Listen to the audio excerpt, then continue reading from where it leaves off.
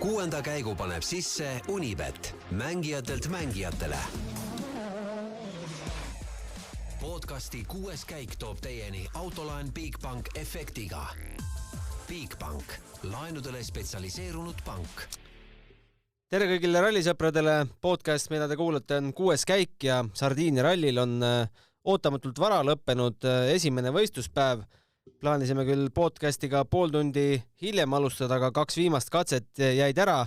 Kes teab, äkki meie meestele Ott Tänakule, Martin Järveojale hoopis hea asi, sest ilmnesid neil 7. katse lõpus mingid tehnilised probleemid, millest kohe hakkame rääkima Peep Pahviga koha pealt. No Peep, kus ise paikned? No ma ise olen praegu teel ralli poole, et siin jah, palju, et kõigepealt see üks katse, mis plõhajõudu ära jäi ja nüüd teine ka ja alguses keegi teadnud, mida siia jõuda.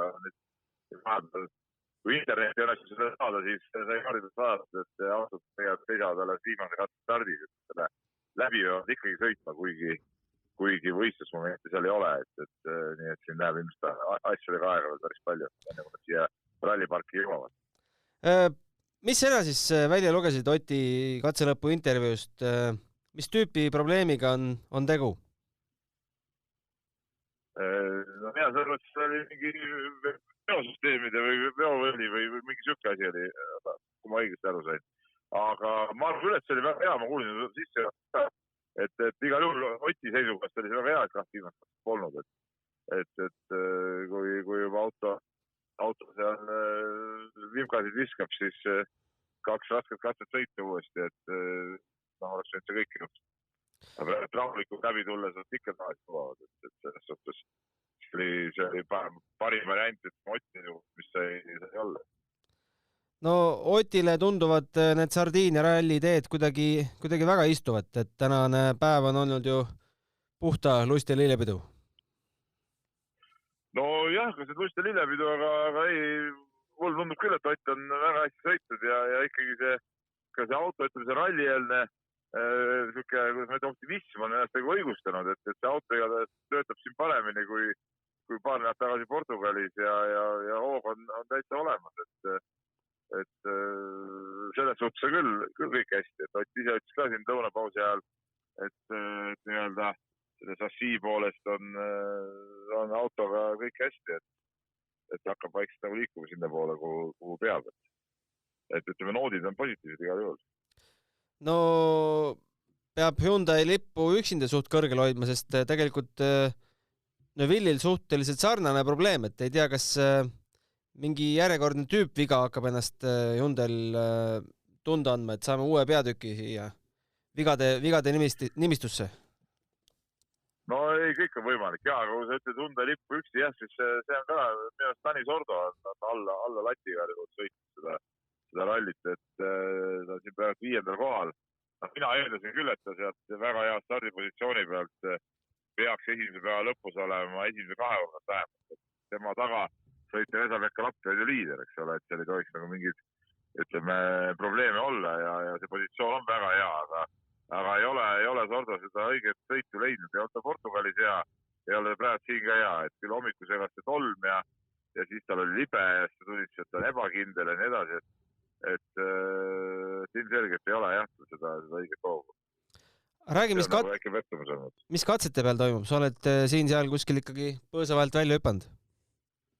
No ma olen siin paari põõsavalt välja hüpanud jah, et katse, oli ka lõunama värk on, eks ole, et mõnes punktis ajab politsei karvanõhki, aga samas inimesed seisavad täiesti suvaliselt keelualased peal ja ei ole kellegi sellest sooega külma, et siuke tavaline lõunamaa ralli, et rahvast nagu on, aga mitte nüüd ka nii ülemäära palju, et ma olen siin Sardiinias nagu rohkem rahvast ka näinud. Muidugi oleneb kohast, kuhu satub. Aga selles suhtes nagu huvitav, et ei Portugalis ega ei siin Sardiinias ei ole siin piletit ega midagi, et rahulikult rahvast saab tulla ja vaadata, et probleemi pole. Seda ei maksa arvata, et rahvast vähe oleks, aga lihtsalt isegi võiks veel rohkem. No võib-olla kui piletit küsitakse, siis poleks mitte kedagi.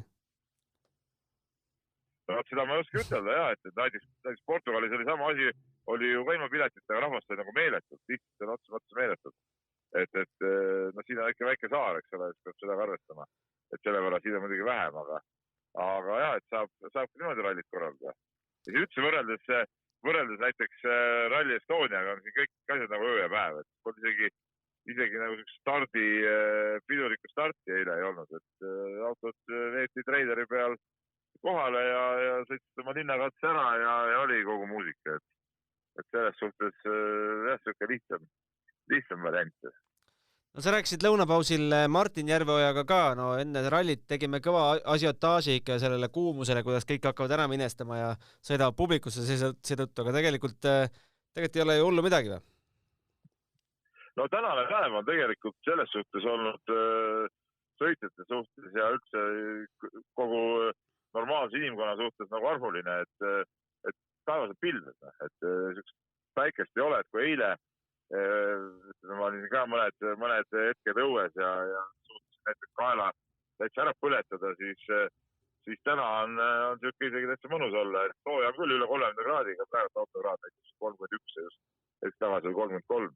Et sooja on küll, aga ta on pilvtalune ja kui päike ei küta, et ei ole nii hull ja nii problemaatiline. Seda ma mõtlen ka, et tänu selle on autos ka normaalsem olla. Küll aga see, nagu ta seda videot, aga sa fännid, et see, kus see väljalaskust torustik päevi läheb, et sealt see üks pool nagu küll juba ära põlend juba. Et see, ma ei saa aru, kuidas autod reid, et nendel kartuga, et elu niimoodi põrguks tehtud. See on küll õige. No ma vaatan Mapsi räägi. Et seal oligi, et enne kui nad ralliparki tulid, siis Henri Rump, nende nii-öelda tiimi pressipealik ütles, et oi mehed on täitsa kurnatud ja väsinud, aga ma ei tea, no tuli Martin sinna, ütles, ei, ma olen spordimees ja häda midagi. Kui ma vaatan Mapsi järgi, et mööda seda mere äärt hakkavad tulema sinna Alghero poole, et mis kell sul peaks hakkama see mix-zone?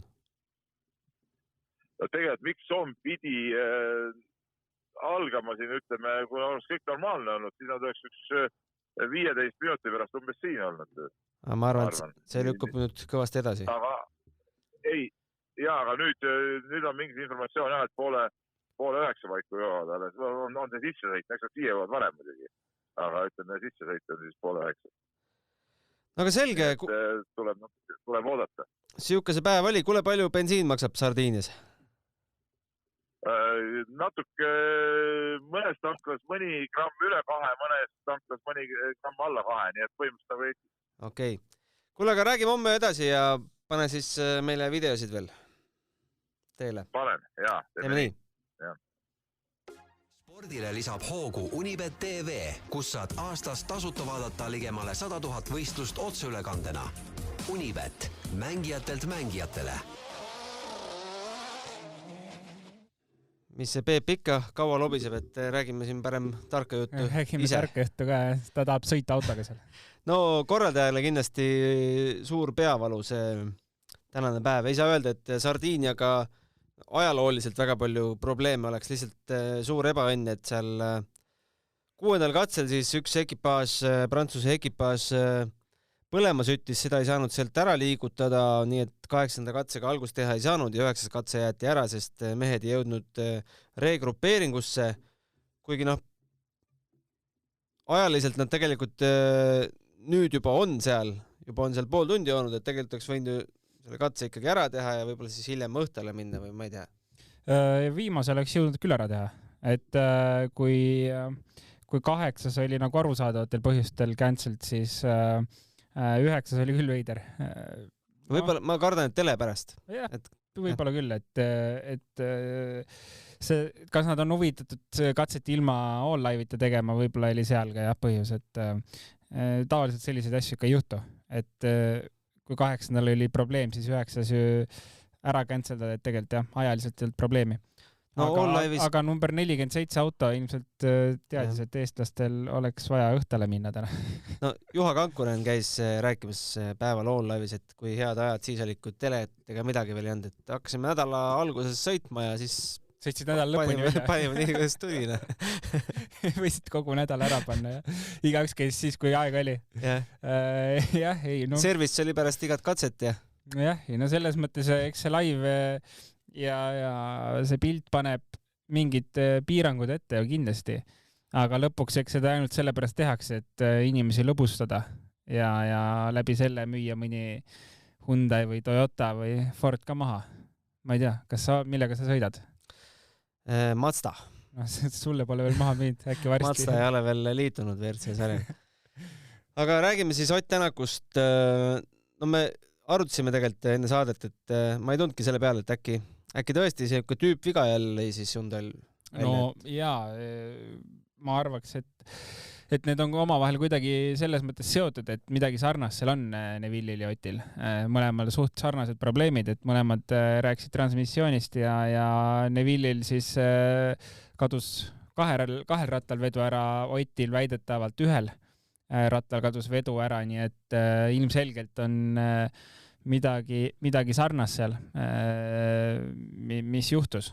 No, All Live'is oli pikk arutelu selle kohta, et kui Neville oma need minutid kaotas, mis ta oli, minut midagi peale, lõpuks 2 minutit, et võib-olla siis Neville'i sõidustiil on selline, mis kipub autosid lõhkuma. Kui me vaatame tänast Twitteris on üks kasutaja teinud hea nimekirja tänavustest probleemidest. Siin tõesti on Neville'il on see auto tõesti 4 korda ära lagunenud, Tänakul hübriid ja Solberg väljalaskeegaasid tulid autosse tal Monacos, et me tegelikult oleme ju Oti kohta sama küsinud, et kas Ott mitte kuidagi liiga karmilt ei käi selle autoga ümber, et ei saa tegelikult vist öelda, et ainult Neville'iga juhtub, et paneme enda prillid ette, on meil täpselt sama vaade. Jah, võib-olla see statistika seal ei ole ka päris õige, et Otil on minu meelest suht iga ralli olnud probleeme, et seal ei ole välja toodud, et seal vist on toodud välja sellised suuremad ja pigem võib-olla isegi katkestamiseni viinud probleemid, aga iga probleem ei pea viima katkestamiseni välja ja alustame kas või kojameeste mitte töötamisest, et see juba on probleem. Lõpetades, ma ei tea, kas või siis tänase jamaga, et see list ei ole kindlasti lõplik ja see rivi võiks olla seal palju-palju pikem. No kui vaadata selle listi lõpuosa, siis Portugalis Neville driveshaft ehk veovill ja nüüd siis käigukast või ülekanne, et need kõik on seotud. See on kõik seotud ja mis seal listis oli veel veovillide kohta midagi või? Ei, damper, exhaust, hybrid ja ma kuidagi mäletan, et nagu seda oleks veel olnud. Kas Solbergil äkki isegi on olnud võib-olla, ühesõnaga, see on tegelikult olnud seda probleemi varem olnud. See on kõik nii-öelda selle tänase probleemiga mingil määral ju seotud. Veovillid, kus katki läheb, mitu ratast sul lõpuks veab, et see on mingil määral kõik seotud. Aga ma ei tea, eile isegi oli üllatav, et me kuulsime, mis Otil seal Shakedownil juhtus lõpuks, et ma arvasin, et me seda infot ei kuule, aga kuna ma arvan, et nad pidid selle välja ütlema, sest dokumentides hakkas ka juba tilkuma. Ja just, et muidu oleks saanud seal trahvi kaela, et kas me kuuleme täna ka selle probleemi kohta midagi, et võib-olla täna ei kuule, aga tahaks teada küll, mis kummagil autol viga siis lõpuks oli. No katsevõidud on läinud siis, mis me siin ütleme, 5 erinevale mehele. Neville alustas siis eile publiku katsevõiduga, täna tundus, et hakkab Evans tempot dikteerima, aga Evansi ralli lõppes 3. katsel. Lappi võitis 3., 4., 5. Sordo, 6. katse Ott ja 7. katse jälle Lappi. Ja tulemus on siis see, et Lappi juhib 0,7 sekundiga Oti ees. Vas sellest 3. kohast veel ei räägi, et võtame selle mehe nagu eraldi peatükki. Pierre Viilu B3, ja see on väga päeva lõpp, võiks öelda. Aga Oti ja Lappi heitlus, võt see on lahe. Ei, tegelikult on ju väga lahe isegi kogu top 5. 5 mees 16 sekundises, see on väga kõva tulemus ju päeva lõpuks. Et homseks on kindlasti meil jälgimist palju. Priin jälle muidugi selline, kuidagi toimub jälle mingit action ühes kohas, action teises kohas. Ma sain aru, et 10 sekundit umbes kaotas seal, pani natuke mööda. Et sellist mõttetut jama jällegi sellisel tasemel sõitel võiks olla vähem. Oota, kas Priin ei pannud 2 kohas mööda? Üks oli see, kus ta pani peaaegu publikusse ja teine oli see kiviaia juures. Vana oleks võinud juhtida seda rallit, ma arvan, tänaseks päeva lõpuks isegi. Sest üks koht oli kindlasti. Aga viimane probleem oli lihtsalt selles, et auto suri välja, ta ütles. No jah. Lasta siis suri. Aga Pierre-Louis B3 on, ma arvan, et see annab kõva motivatsiooni talle ka homseks, et see annab hea stardikoha ka. Kas see nüüd näitab mehe vägevust või näitab Ford Puma vägevust? Ja ma arvan, et mees on ka mingi muudatus ikka oma peas ära teinud, et midagi on seal Istus kuskil pimedas koopas 3 kuud. Ja tal oli ju, ma ei tea, mis tal kõik katki oli, seal jalad ja puusad olid vahepeal jäi auto alla ju. Võib-olla istus seal haiglas ja natuke mõtles elu üle järgi ja sai aru, et midagi peab teistmoodi tegema. Loksus paika midagi. Loksus paika, et lõpuks ilmselt kõik lõppes tal hästi ja tempo on olemas. Väga hea on näha, sest temast ei ole oodanud. Me oleme näinud ka eelmine aasta tal, et ta tuleb hea stardi koha pealt, aga ta ei suutnud mitte midagi teha. Ta võib startida viimase WRC autona, aga ta ei suuda seda tulemust tuua ei katsetel ega päeva kokkuvõttes ega veel vähem ralli kokkuvõttes. Ma arvan, me võime mõne saate tagasi kerida, ma arvan, et viimane kord, kui ta sõitis, me kirjutasime ta isegi täitsa maha. Ja, ma arvan küll, täiesti võimalik. Aga päev 3. lõpetada, see vend tõstab oma aksid kõvasti praegu. Äkki tuleb ka poodiumile, miks mitte? Natuke uskumatu oleks, aga kõike võib juhtuda. Aga Tanis Ordo, Peebole valmistas suure pettumuse sulle ka? Jah, mingil määral, aga mitte nüüd üleliia võib-olla, et Portugal natuke tõi mind maa peale tagasi võib-olla Sordo suhtes.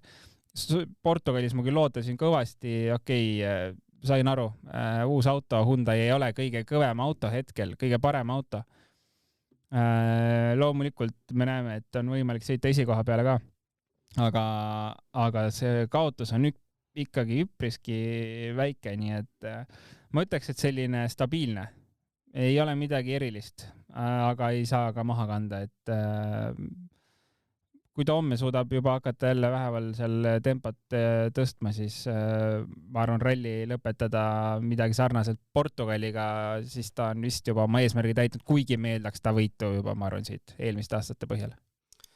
See, et Kalle täna alles meil 8. kohal on, Kalle Rovampera, on see teepuhastamise üks efekt, võtab ta juba ise rahulikumalt, kindlasti on ka seal natukene seda, mis tal oli tagatiipist pool. Tal oli tagatiip pool, eks seal pool oli läinud, aga ma arvan, see sama moment, kus ta selle tagatiiva ära kaotas, ta natukene võib-olla tõi ta natuke maa peale tagasi ja selle sama katse lõpus ta tegelikult vist ütles, et ta tunneb, et ta sõidab liiga kinda peale hetkel ja kaotab palju ja ta kaotaski seal palju, et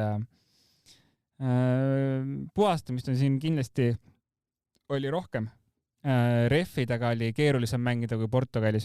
Nii et tegelikult ma arvan päev seal 8. lõpetada, loomulikult eks oleks võinud see vahe väiksem olla kui minut 13, aga ma ütleks, et jälle ka stabiilne päev, ei oodanudki talt ausalt öeldes väga midagi erilist. No temal Katsuta on 7,6 sekundi ulatuses, vast ei pea kahtlema, et Katsuta kätte saab. Ei, ilmselt ei pea. Selle vast saab ikka kätte. Siis on veel 34 sekki minna Formoni. Täiesti võimalik ka. Ja Formo kaotab Sordole 14,7 ja siis ongi kogu punt koos. Ja, aga ma arvan, et seal ees juba stabiilselt nagu lähevad eest ära. Et kui me räägime Formost, siis Formo on ikkagi pigem selline ebastabiilne sõit, et ühel katsel ta võib üllatada, aga järgmisel katsel jälle ta annab oma 10-15 sekundit ära, et võtta seal Formo kinni on tõenäoline, aga juba see top 5, ma arvan, liigub kõik üpriski ühes taktis kergelt kiiremini kui Rovampere. Muidugi tõusta võib alati. Ebaõnne siin võib iga ühega juhtuda ja reffe minna, nii et ralli alguses või eile ennustasime, mina vähemalt arvasin, et võiks seal top 5 lõpetada, et eks ma jätkuvalt arvan, et top 5, top 6 võib täitsa nagu reaalne olla. Räägime Evansist ka. Kahju. Ütlesime, et nüüd tuleks hakata võitma, aga jaa, lõhkus Carteri. Lõhkus Carteri, et põhjakaitse oli päris banaanis seal ja õlid olid väljas, väga kahju. Ma arvan, et me teame, ega ta tuli see rallile kindlasti seda rallit võitma, seal ei ole mingit kahtlustki. Et väga kahju, et tal nii läks, jah. Ega meil teha, ralli jumal ei ole Wales'na see aasta. Ja neid kive on seal nii palju, need kõik kivid on sellised normaalsed maakerad, et kui sa juba kurvi tagant näed ühte kivi, siis enam ei ole nagu võimalik sealt mööda laveerima hakata ja siis tuleb silmad kinni panna, sellest üle sõita ja siis tuleb lootma jääda. Midagi rohkem teha ei ole, lihtsalt loota, et see autot ära ei lõhkunud. Reffe on üllatavalt vähe isegi läinud. Ma ei tea, kas üllatavalt vähe. Ikka on mõned läinud. Kui on läinud, siis on läinud ikka lõpupoole. Jaa, seda küll, et ei ole näinud sellist paari minutilist kaotust. Et meil on olnud õnne, et me paljudest kividest oleme üle sõitnud, aga midagi pole juhtunud. Kas oli mitte Lappi ei olnud? Lappi oli ja Lappil läks ka ref, Greensmithil läks kindlasti ref, ma peast ei mäletagi enam, kellel siin läinud on. Aga ma arvan, et ikka selline, ütleme, võib-olla Sardiinia kohta üpriski hea tulemus, aga muidu nagu ju palju ikkagi. Aga homne päev on ees ja homme oli ilma serviseta päev. Homme on ilma serviseta päev. Mida sa oskad nende homsete katsete kohta öelda? Kui ma sulle nimed ette loen, kas sa tajud, kus need enam-vähem on? Sa võid mulle lugeda, mis mu mälu ütleb. Tempio Pausianaga alustame. Erula Tuula. Teine siis läbime neid uuesti, siis on Koiluna Loelle, Montelerno di Patada ja siis jälle need kordus. Kas see viimane oli, mis selle kilometraaž on? 17,01, aga neid on muudetud, neid katseid nüüd kõiki. Okei. Mingi katse oli, mis on nagu varasematel aastatel kogu aeg see, kus on otsustatud ralli ära, mul ei tule selle nimi meelde. Kas see võib olla 21 kilomeetri pikkune Koiluna Loelle? Võib olla küll. Oliver Solberg rääkis ka, All Live'i kaaskommentaator oli täna, et homme temal üks isiklik lemmik, kus võivad pikad vahed sisse tulla. Või oli Montelerno või? Ühesõnaga, seal on üks katse, ma vaatan selle üle pärast, seal on üks katse, mis nagu iga aasta on olnud selline otsustaja katse tegelikult ja seal tehakse nagu asi ära. Et ma jään praegu selle vastuse võlgu. Aga homme ilma serviseta päev saab olema päris raju. Me nägime täna suht palju probleeme autodel, väiksemaid või suuremaid, aga homne päev tulla ilma serviseta, keegi ei hakka autosid hoidma, kõik lähevad ikkagi seal esimesed 5 meest lähevad seal võidu peale sõitma ja iga väike probleem selles mõttes võib lõpetada selle ralli ära, et sa ei saa, ma ei tea, viimane katse enne servist, sa ei saa seal ka nagu väga rajult panna, et sa pead ikkagi seda autot hoidma ja see saab olema päris küsija teema homme. No WRC2 ka natukene, seal oli nii palju draamat, et Johan Rosseril lõppes 7. katsel sõita ära, hoidis tema Mikkelseni järel teist kohta, nüüd on teisel kohal Nikolai Gräzin. Vaatame, et varsti saame võib-olla ilma hümnita auhinnatseremoonia isegi. Teemu Sunninen, kas tal ka Teemu Sunninen katkestas ju? Jaa, enne 8. midagi, ma märkasin ka seda. Enne 8. kahju. Sõitis 7. katse ära ja rohkem katseid jälgi. Aga äkki siis selle pärast lastakse tagasi?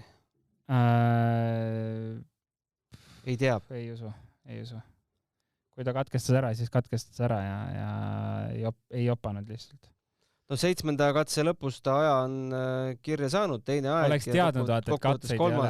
Võib-olla oleks ära venitanud kuidagi need ülesõidud. Ma ei tea, mis tal üldse viga oli, mingi tehniline probleem oli vist.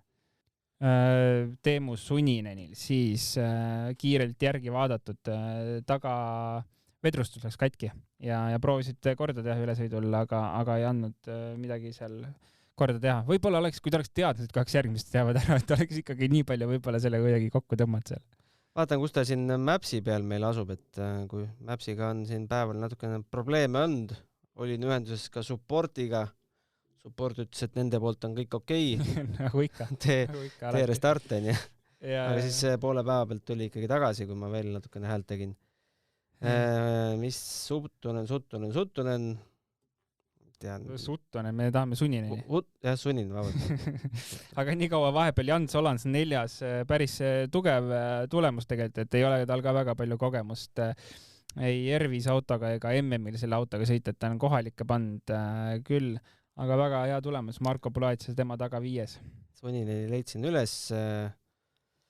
Ma ei saa nüüd kaardi järgi täpselt aru, kus ta on, aga igatahes koos teistega ta ei ole, kuskil üksinda eemal. No kurb. Jah. Jah. Liigub. Täpike liigub.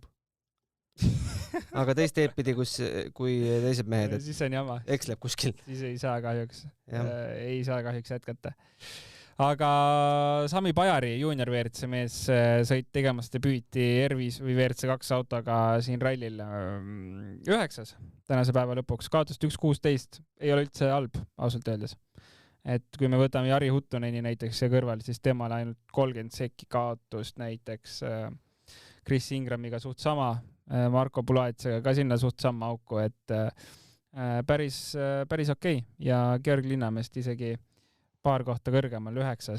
Georg Linnamäe 11. ja nende vahe 13 sekundit umbes. Me Linnamäe kulgemise kohta midagi rohkemat, kui need ajad näitavad, ei tea, eks? Ei tea. Et ta ise pole veel sotsiaalmeedias teada andnud, vast Peep selgitab välja, kuidas temal siis tänane päev läks. Jaa, aga tegelikult on ju okei päev. Ma nägin kuskil, kas 3. katsel oli päris suur kaotus, oli 37,8 sekundit. Jaa, aga see vist oligi ainuke suurem kaotus, et ülejäänud on selline puhas 7 sekki kaotust, 5. katse näed said kõik nominaalaja, siis on jälle olnud 26, no sellel pikal katsel tal oli vist probleeme natukene, siis jah. Ei no tegelikult mina ütleks, et päris okei päev, eriti kui me võtame selle ühe suure kaotuse siia juurde, et 1.30 enam kaotust liidrile. No ma arvan, et tal on seal ruumi homme ülehomme tõusta veel umbes 8. ära, et ja kui ta top 10 suudab lõpetada ja kõige tähtsam kõik katsed ära sõita, siis on minu meelest väga hästi korda läinud ralli juba. Homne päev peaks algama siis 8.46. Loodame, et algab ka. No täna neid pilte, kus pealtvaatajad seisavad vaadates panigi lohkama aust oli. Yeah. No ikka tehakse. Tahaks loota, nende piltide ühtegi eestlast ei olnud. No minu meelest Eesti rallifänn on ikka päris tark rallifänni, et teab, kus olla ja mida teha, et võib-olla jutu järgi on kõvem mees, kui tegelikult, et kui metsa vahele päriselt läheb, siis hoiab seal lindi taha ja on üpriski korralik võrreldes välismaalastega. Aga see, et servist ei ole, see ju, ütleme, et üks katse lükkub seal 13 mintsi edasi, tähendab, et kohe automaatselt ju järgmine ka, et või ikkagi mingite regrupeeringutega saab kokku tõmmata need vahed. Meil õhtu ikkagi ei lõppe päris öösel. Homme? Ja regrupp on vahel kindlasti. Ja ikka on. Et seal tõmmatakse vahed kokku ja see selles mõttes ei ole probleem. Et ei pea ööseni jääma homme ootama ilmselt. No aga igaks juhuks ole jälle valmis varem startima. Ja. Ma tulen varem homme ka. Ma tulen homme varem kohale jälle. Aga nii me siis lähme ja loodame, et Oti auto saadakse korda ja püsib jälle koos mõnda aega. Kui on mingi selline tulihingeline fänn meil sinna, kes on Oti probleemidel ja võib-olla Villi probleemidel ka silma peal hoidnud ja viitsib kokku panna mingi kokkuvõtte, siis saatke meile. Seda oleks päris huvitav vaadata ja kogu hooaja jooksul võib-olla täiustada, et heidaks pilgu peale, mis siis kogu aasta jooksul viga on olnud. Kas alustades väiksemates, lõpetades suurtemate probleemidega? uskaik@delfi.ee on see meiliaadress, kuhu saab küsimusi ja ettepanekuid ja muid tähelepanekuid saata. No meil tegelikult tuli üks pikk kiri ka, ma vaatan, kas ma saan selle kuidagi lühidalt kokku võtta. Kuulame ära. See kiri oli Nikolai Krjasini kohta. Ma ei saanudki aru, kas see kirjasaatja tahtis, et ma selle kirja ette loen või ta oli pigem lihtsalt tahtis midagi hinge pealt ära saada, aga ühesõnaga ma võin eeldada, mis seal on, et kas ta peaks seal sõitma ja kas temast peaks üldse rääkima? No, tegelikult see tundub rohkem nagu kaitsekõne olevat, sest Krjasini suhtes jah, kaitsekõne, miks miks kommentaatorid kipuvad teda ignoreerima. Ma ise kuulan All-Live'i, ma ei tea, mis TV3 kommentaatorid, kas ignoreerivad? Jaa, All-Live küll ju räägib, on ju. Ja All-Live teeb intervjuusid, jah. Mina olen seda pigem kuulnud, et seda versiooni, et All-Live võiks vaikida tema suhtes, aga seda küll. Eesti on, nii palju kui mina tean, siis Eestis temast ei räägita. Ta ütleb, et muidu on Kruus tore mees, aga tema meeskonnajuht võiks armu anda nendele, keda veel süüdi pole mõistetud. Ehk siis Gräzini isa peab silmas. Jah, ma olen üpriski kindel, et see on sealtpoolt Kruusi enda otsus mitte mainida ja võime siin tuua ka mõne teise podcasti, kus rallisi tehakse, aga seal on otsus mitte mainida Gräzini nime ja selles mõttes ma nagu aktsepteerin seda, see on okei. Mina kiidan Kruusi otsust, et kõik Venemaa sportlased, kuni see jama pole seal ära lahendatud ja kuni Venemaa pole oma tegude eest maksnud nii, nagu kuritegude eest peaks maksma, siis Venemaa spordile ei. Jah, just õige. Eestisse ma saan aru, et pole oodatud nad. Jah, ma ei tea, kas ametlikult on veel juba välja öeldud, aga Urmo Aava niimoodi vähemalt. Urmo Aava ju podcastist välja. Jah, nii et mina kiidan selle otsusega heaks. Minu enda puhul, ma võiksin ka idee poolest seda nime mitte mainida, aga mul on probleem sellega, et mul on meelest ära kogu aeg.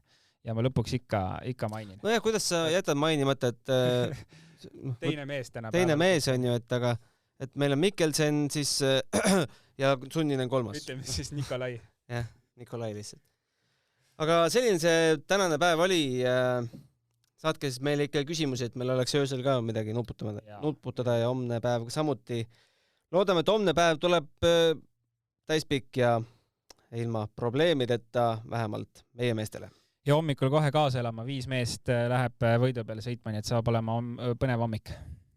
Jah, nägemist homseni. Homseni. 6. käigu tõi sinuni Unibet, mängijatelt mängijatele. Podcasti 6. käik tõi teieni Autoline Bigbank efektiga. Bigbank, laenudele spetsialiseerunud pank.